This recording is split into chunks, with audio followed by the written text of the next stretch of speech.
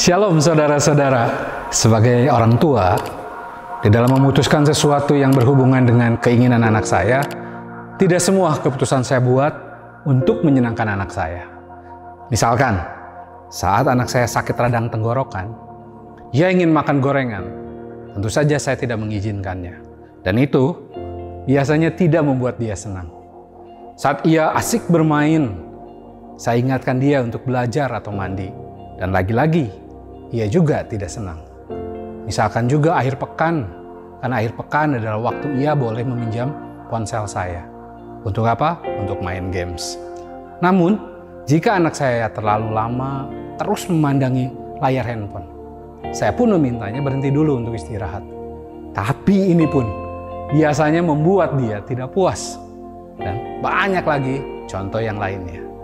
Tentu saja saudara-saudara sekalian, saya melakukan itu semua bukan karena saya membenci anak saya atau sengaja untuk membuat anak saya marah atau terganggu.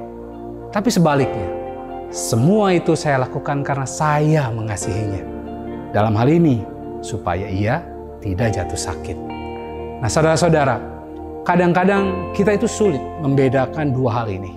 Ingin menyenangkan atau mengasihi orang. Banyak orang berpikir supaya ia tahu bahwa kita mengasihinya, maka kita harus selalu membuat ia senang. Akibatnya, orang ini pun atau ia pun hidup dengan selalu berusaha menyenangkan orang lain jadinya. Pendapat orang menjadi pertimbangan utama adalah membuat keputusannya. Keberhasilan hidupnya jadi ditentukan dari apakah ia disukai semua orang atau tidak.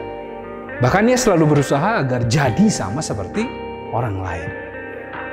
Padahal kita semua tahu, firman Tuhan jelas berkata agar kita tidak menjadi serupa dengan dunia ini.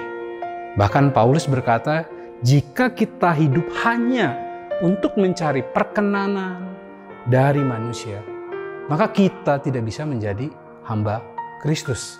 Galatia 1 ayat 10 mengatakan, jadi bagaimana sekarang? Adakah ku cari kesukaan manusia atau kesukaan Allah? Adakah ku coba berkenan kepada manusia? Sekiranya aku masih mau mencoba berkenan kepada manusia, maka aku bukanlah hamba Kristus. Tentu ini bukan berarti kita hidup cuek dan tidak peduli pada perasaan orang lain, saudara-saudara sekalian. Bukan berarti kita tidak peduli jika orang lain jengkel atau marah dengan sikap kita. Apalagi jika kita memang salah.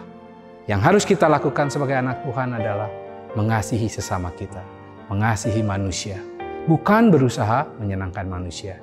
Jika kita mengasihi, kita tentu saja pasti peduli pada mereka. Tapi saat kita mengasihi, kita tidak berusaha membuat diri kita sesuai dengan keinginan orang.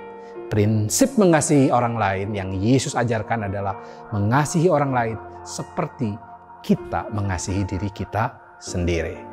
Tetap menjadi diri Anda sebagaimana Allah menciptakan Anda. Dan sebarkanlah kasih Allah kepada orang lain. Melalui apa? Melalui sikap, melalui perbuatan, dan melalui ucapan kita.